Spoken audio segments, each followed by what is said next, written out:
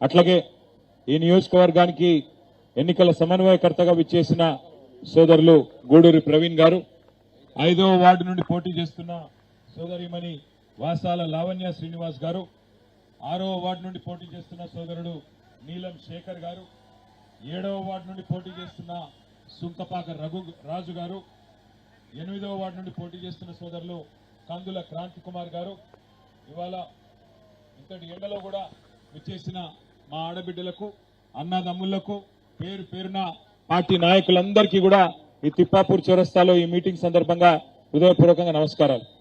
11 తారీఖు నాడు ఎన్నిక ఉన్నది మీకు తెలుసు. ఈ ఎన్నిక ఎవరెవల మధ్యలో జరుగుతుంది అంటే 2 ఏళ్ల కిందట ఇగో మీకు మీ ఎమ్మెల్యే గారు బాండ్ పేపర్ రాసిచ్చిండు. బాండ్ పేపర్, మీ బాండ్ పేపర్ ఎమ్మెల్యేకు 10 ఏళ్లు అభివృద్ధి చేసిన బీఆర్ఎస్ కు మధ్యలో ఎలక్షన్ జరుగుతుంది. ఏం రాసిచ్చిండు ఎరికేనా? బాండ్ పేపర్లా ఇగో మీ ఎమ్మెల్యే గారు రాసిచ్చిందే, ఇది నాది కాదు, నేను తెచ్చుకున్న ఇయ్యాలని. ఏం రాసిండు అని, ఏం రాసిండంటే, నా పేరు ఆది శ్రీనివాస్ గోవిందు, నా వయస్సు 58 సంవత్సరాలు, నేను రుద్రంగి వాస్తవ్యుణ్ణి, కాంగ్రెస్ పార్టీ నుంచి అభ్యర్థిగా పోటీ చేస్తున్నా.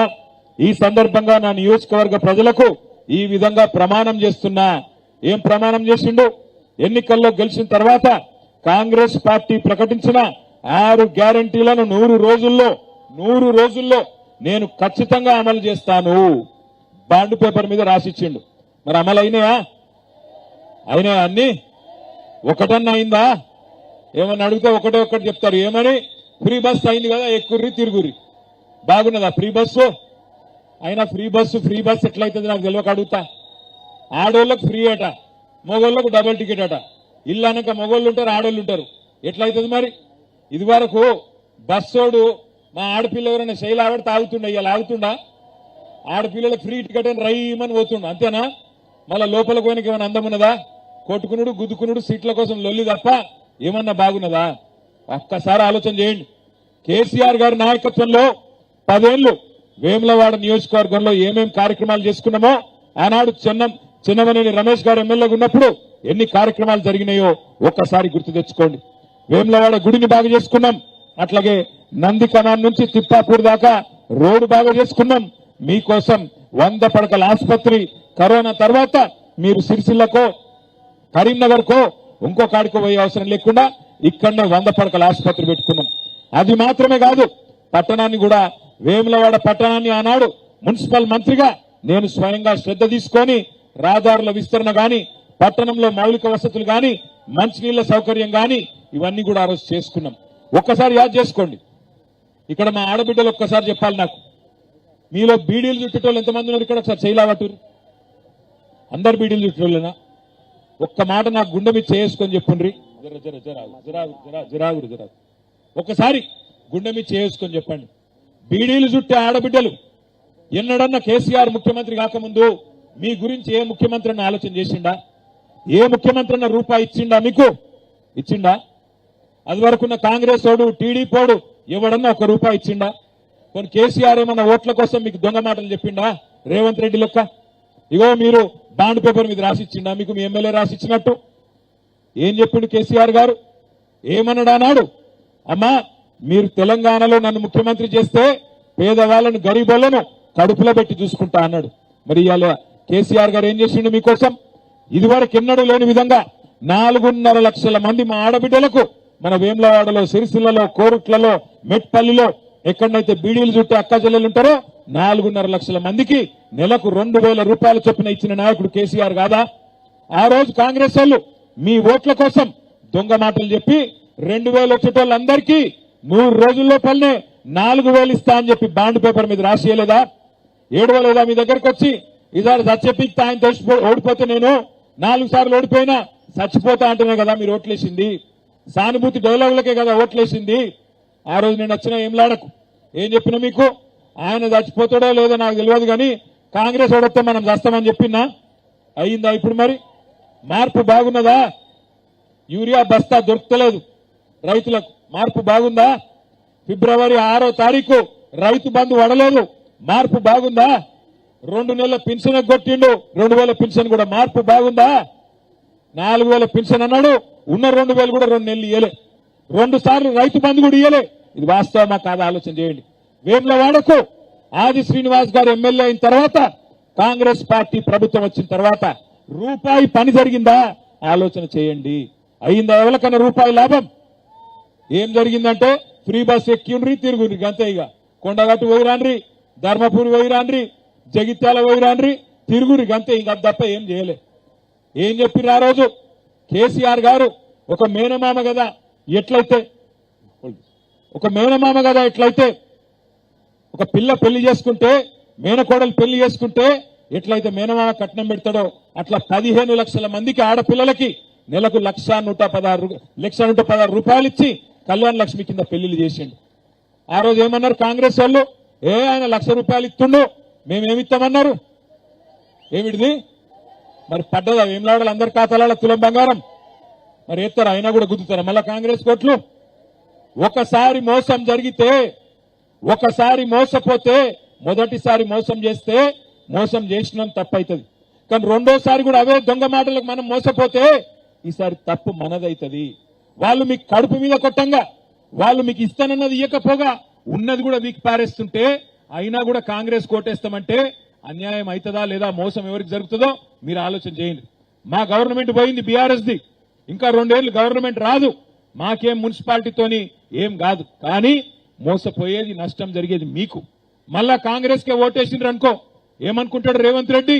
ఏమనుకుంటాడంటే నేను నెలకు 2,500 ఇస్తా అని చెప్పిన ఆడోళ్ళందరికీ ఇయ్యలే, 4,000 పెన్షన్ ఇస్తా అని చెప్పిన ముసలోళ్లకు ఇయ్యలే, 15,000 రైతు బంధు ఇస్తా అని చెప్పిన ఇయ్యలే, మగ పిల్లలకు ఆడపిల్లలకు స్కూటీలు ఇస్తా అని చెప్పిన చదువుకునేటోళ్లకు ఇయ్యలే, విద్యా భరోసా కార్డు 5 లక్షలు ఇస్తా అని చెప్పిన ఫీజు రీయింబర్స్మెంట్ కూడా ఇయ్యలే. ఏమి ఇయ్యకపోయినా ఏంలాడోళ్ళు నాకే గుద్దుతుండ్రు, మళ్ళా లాస్ట్కు పోయి 1,000 రూపాయలు ఇస్తే చాలు, వీళ్ళకేం తెలివి ఉన్నది అనుకుంటాడా? అనుకోడా? అందుకే నేను ఒకటే చెప్తున్నా మీకు, ఆఖరికి వచ్చి 1,000 రూపాయలు ఇచ్చిరనుకో కాంగ్రెస్ వాళ్ళు బీజేపీ వాళ్ళు బరాబర్ తీసుకోండి, ఏం సిగ్గుపడకుర్రి. కానీ అడుగుర్రి, ఏం అడుగుండ్రి? కొడుకా 1,000 రూపాయలు ఇచ్చినావు, మరి మిగిలిన ఎప్పుడు ఇస్తావు, బాకీ ఉన్నాయని అడుగుర్రి. అగో నీకేం బాకీ ఉన్నా నేను అంటాడు.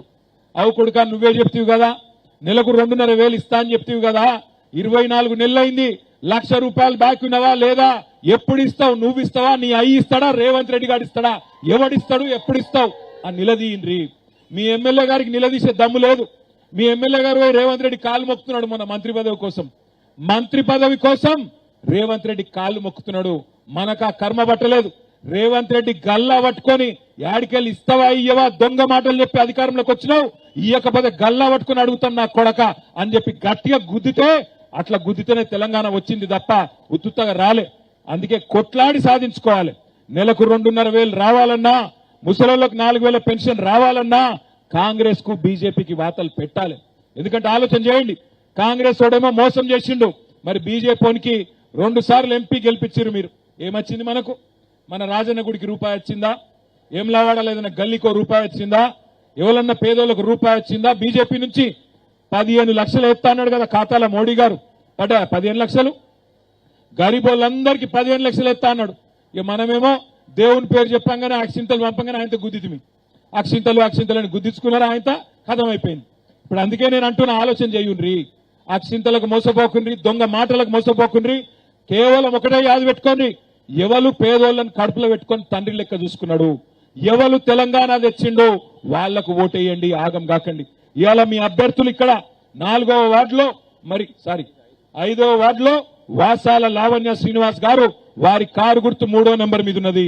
6వ వార్డులో నీలం శేఖర్ గారు 2వ నంబర్ మీద కారు గుర్తున్నది.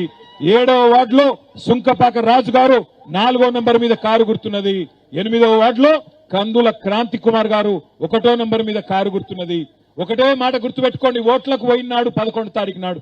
నేను ఇప్పుడు వస్తుంటే సిరిసిల్లకి వెళ్ళి వచ్చిన, సిరిసిల్లలో ఒక పంతులు కలిసిండు. ఆయన ఒక మాట చెప్పమన్నాడు ఎంలాడోళ్ళందరికీ తిప్పాపురంలా. ఏమిటి దొరికేనా? 4,000 పెన్షన్ వచ్చిన వాళ్ళందరూ కాంగ్రెస్ కోటేయండి, 4,000 పెన్షన్ వచ్చిన వాళ్ళందరూ కాంగ్రెస్ కోటేయండి. 2,000 వచ్చిన వాళ్ళు ఎవరికి వేయాలి? ఎవలకు? ఏ గుర్తు తినబడతలేదు. తులం బంగారం వచ్చిన వాళ్ళందరూ కాంగ్రెస్ కోటేయండి. 1,00,000 రూపాయలు వచ్చిన వాళ్ళు కళ్యాణ లక్ష్మి ఎవరు కోటేయాలి? ఎవలకు? 10,000 రూపాయలు రైతు బంధు వచ్చిన వాళ్ళంతా ఎవరు కోటేయాలి? 15,000 వచ్చిన వాళ్ళు చేయి గుర్తుకు ఏం పర్వాలేదు. ఇక బీజేపీ కోటేయాలనుకుంటే వాళ్ళు ఒకటే యాది పెట్టుకోండి, పంతులు గారు చెప్పిండి, నేను చెప్తలేను. 15 లక్షలు ఖాతాలు వేసిండు అనుకున్న వాళ్ళందరూ భారతీయ జనతా పార్టీ కొట్టేయండి. కానీ 10,000 రూపాయలు రైతు బంధు ఖాతాల్లో వేయించుకున్న వాళ్ళు ఏ గుర్తు కొట్టేయాలి?